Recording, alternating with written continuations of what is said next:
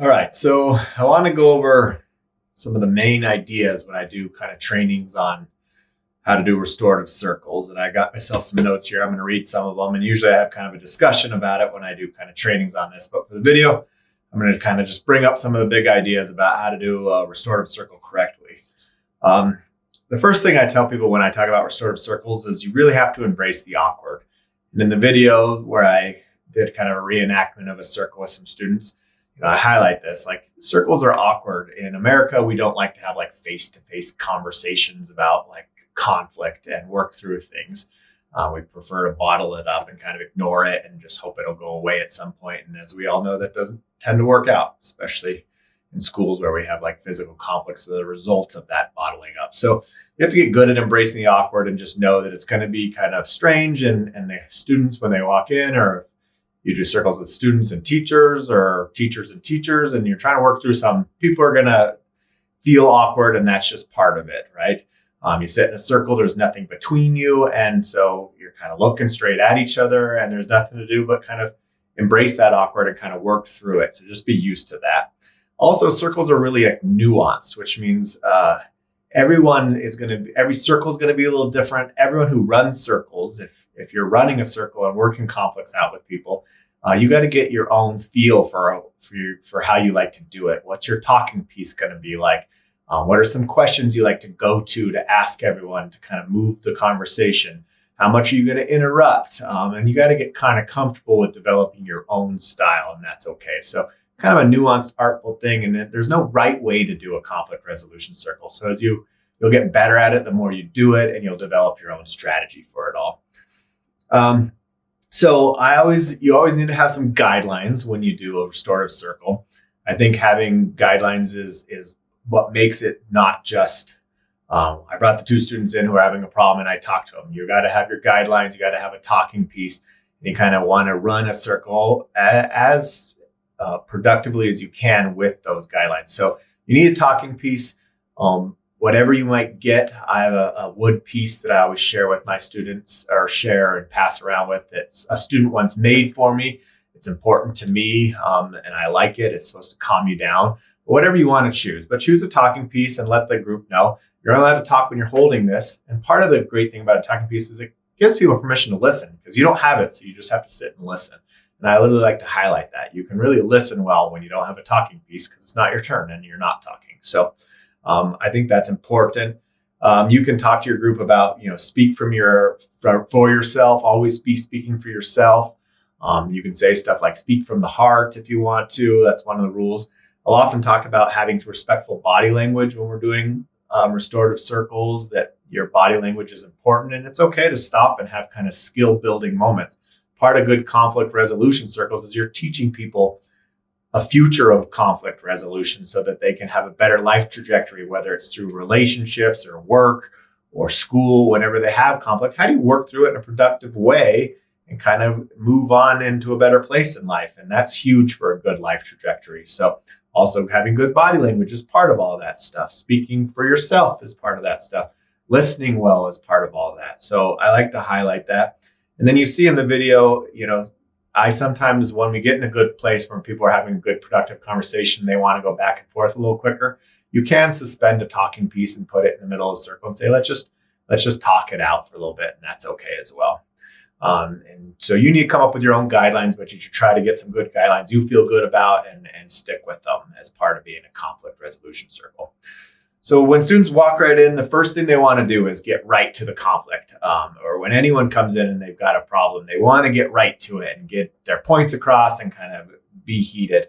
But you need to slow down a circle. When people come in, you tell them about the rules, and then you tell them, okay, if they don't know each other real well, let's do a little get to know you introduction round. Tell us a little about yourself. What's your favorite color? What's your lucky number? Just get them talking a little bit. And sometimes if they know each other, you can kind of skip that round.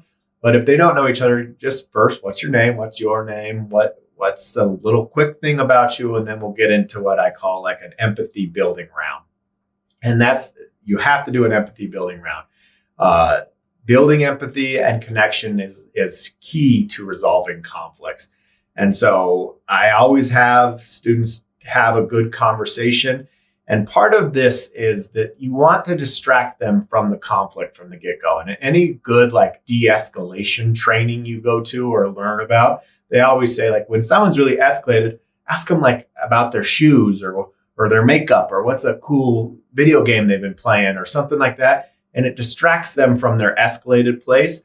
And you don't want students to come in heated and then go right after each other about all their anger. It's good to build empathy and connection, but it's also good to distract and de-escalate the students a little bit. So all good empathy building rounds you want to pass around. You see it in the video. And I have some go-to questions. What's a new show you've been watching? What's some new music you've been listening to? You can go others. What are some goals you have for yourself? What are you doing a lot with your free time? And sometimes I'll even get a little heavier and I'll say something like, what is something that has happened in your life that has changed your life path? Sometimes you'd be surprised at how often even young people cry when they're talking in a circle and people are like really listening to them while they have a talking piece. And that's okay to have people kind of build really strong connections and tell a life story that's important to them. And you have to kind of make those calls as a circle keeper of what's best for everyone. How would people close to you describe you is a great one. And I just have them build empathy and talk to each other. And it's hard to have big conflict or big anger towards someone once you get to know them a little bit and build that connection. So always have a round where you're building empathy and connection and distracting them and de-escalating them a little bit and talk to them a little about. And it's a good time for circle keepers to share a little bit too, give a little life lesson. And I do that in the video as well. And you can see that there. Next, we do a value identification round. You pass out a note card to everyone and everyone has to write a value down on a note card.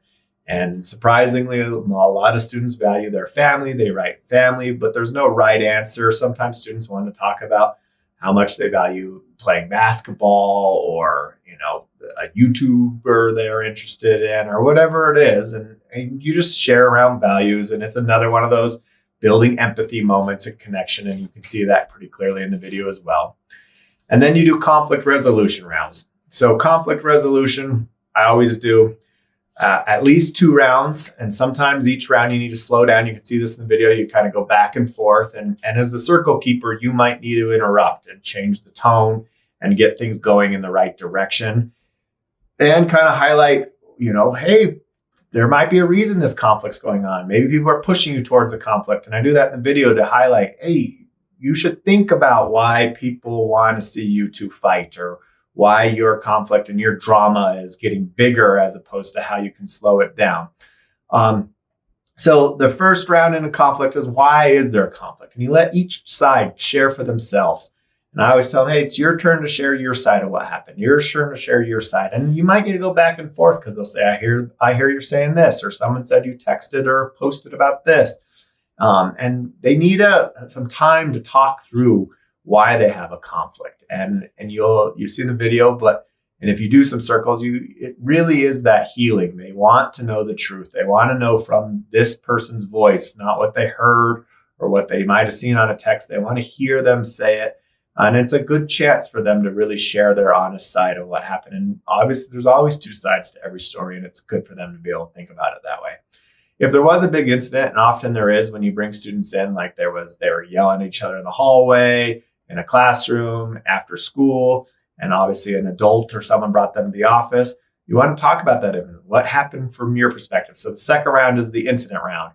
And you don't always have that. Sometimes you just get ahead of it and you hear about these 2 people having conflicts. So you just bring them down to the office and there wasn't a big incident. But if there was a big incident, you can. I even do it like sometimes after a fight.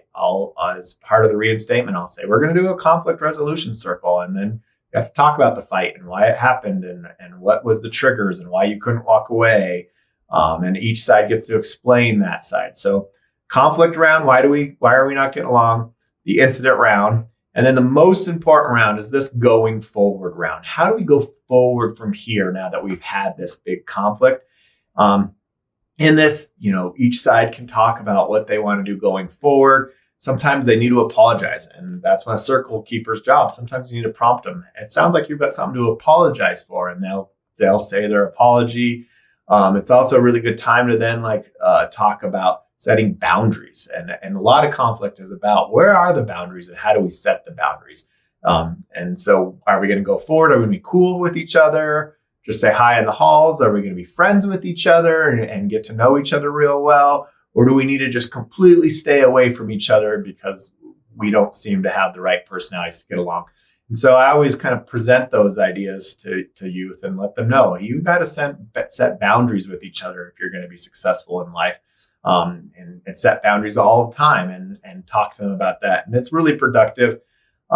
So that's kind of the big parts of the circle. And then the final, it's okay to say, is there anything else anyone would like to say? And I always try to get them to give each other a high five or knuckles, or sometimes they cry and hug and walk out best friends. And sometimes they just need to give each other a high five and agree to stay away from each other. But one last little contact point, anything else you'd like to share? And then, if you feel good about it, we head back out into the world. I'm sure there's a lot of questions. If you have any, feel free to reach out to me at any time. But that's kind of a short version of Mr. Dan's training on restorative circles. Take care of each other. And the video is going to start now to show you an example. Ready? Let's go. All right, lady. You're right there. You're right here. Have a seat. Okay. So, grab my stuff for a second. All right. So here's the deal. Obviously, we're in here because you hate each other and we have problems, which is not working out for me, and are trying to keep our school positive and safe. So we're going to start. This is my talking piece. You're only allowed to speak when you're holding this talking piece. So you're allowed to talk when you're holding this, and I need you to respect the talking piece. So it also gives you permission to listen. So when you're not holding it, it's your chance just to listen, okay? I know you guys have problems, but make sure you're listening and just wait your turn, and it'll give you guys that permission.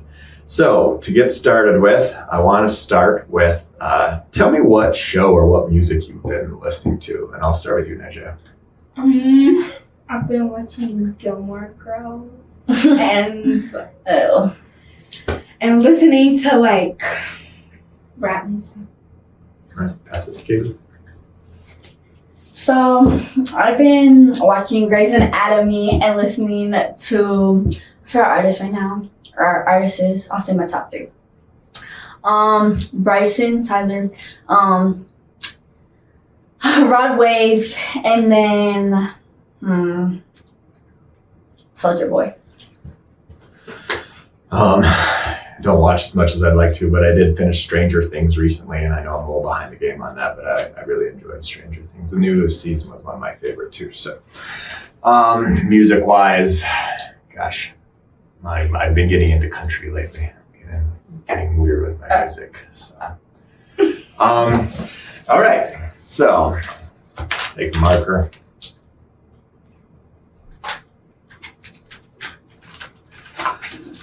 All right. So on this, I want you to write one thing that's important to you. It can be anything you want that's important to you. It can be a thing. It could be like shoes or cars, makeup, or it could be like a value like family, friendship, peace, love, kindness, whatever you want. So you can write anything that's important to you on this card.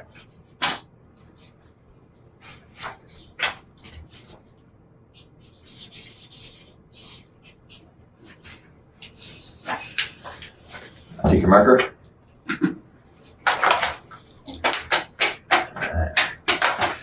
Okay, so I want you to tell me what you wrote and why. I'll get started and we'll go Katie next and go around this way. I wrote money. I just think money is so important. I'm obsessed with money. My dad always used to say, like, money doesn't make you happy, but it makes your life easier. And I've stuck with that, sticks with me. I always want to like have enough money to make my life easier.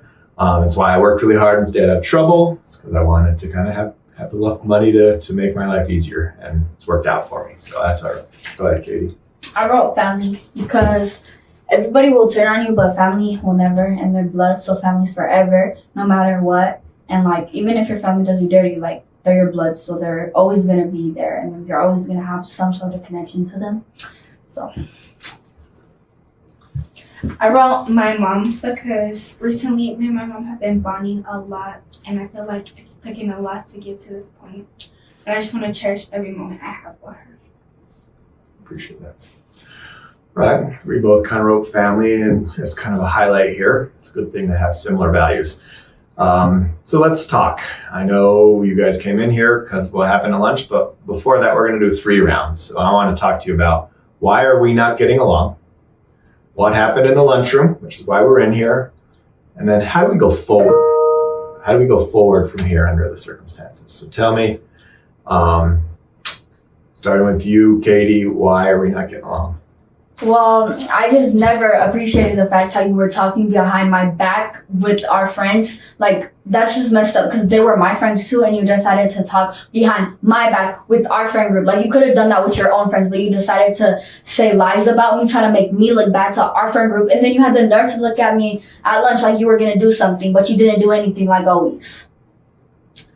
Pass it to Naja.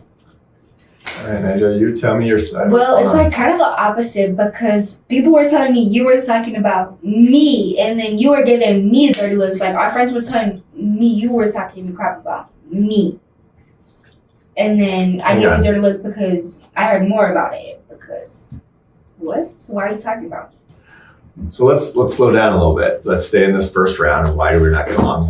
What do you hear she's saying about you, and like, how do you know it's real?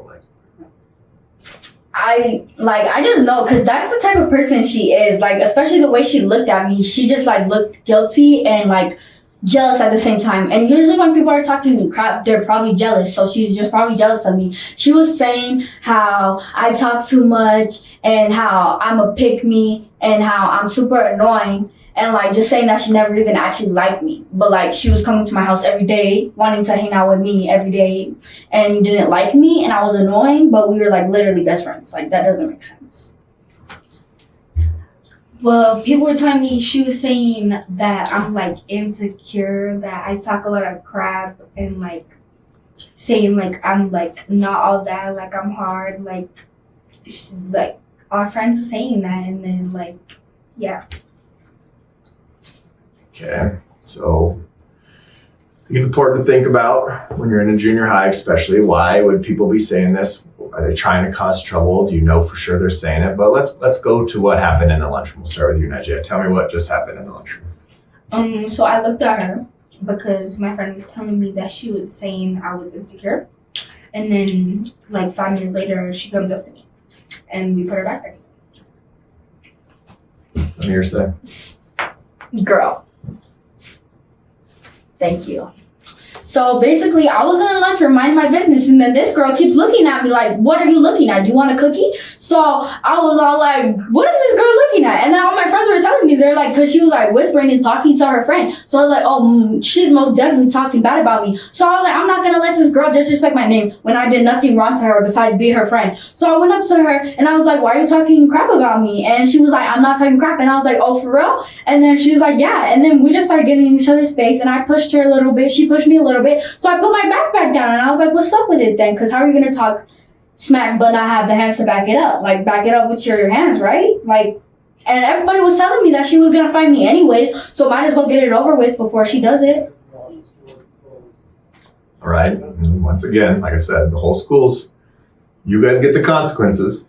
They get their drama and their funny lunch. And so you want to think about that when these choices are happening.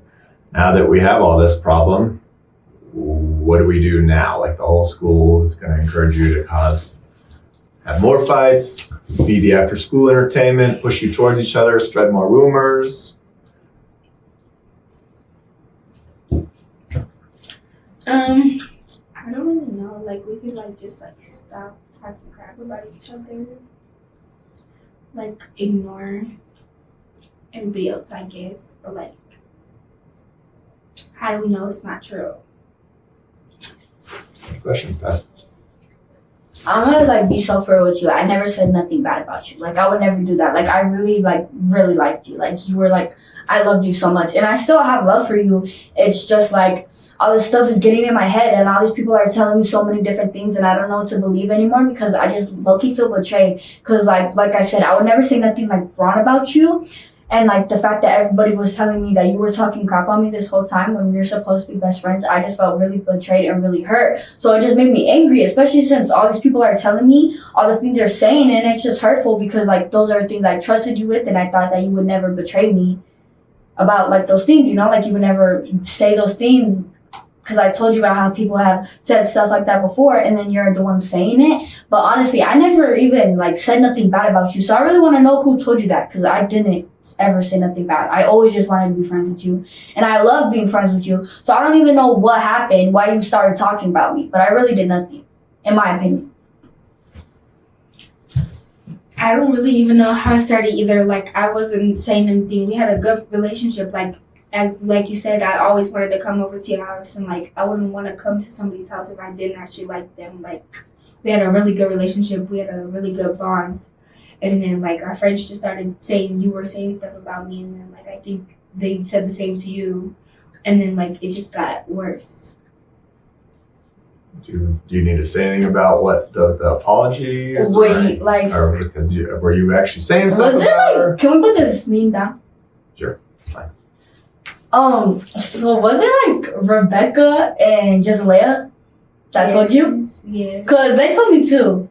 And they've been acting a little weird lately. So I don't know.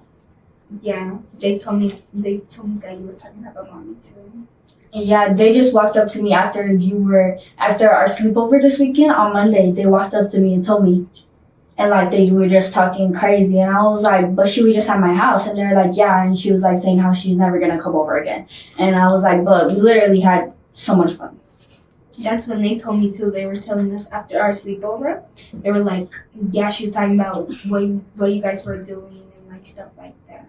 Low key, but I've seen them like go up to multiple people in the group, because I think they've been asking, like instigating hecka stuff. Like they've been like, I saw them go up to Jaslyn and like tell her like, yo, I think Maria's talking bad about you, and like Jaslyn got hella mad, and they were about to fight yesterday.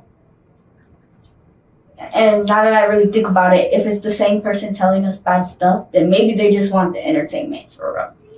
Yeah, probably, because even when we were like really close with them too, they were always instigating other fights. Yeah, they were always trying to make something happen.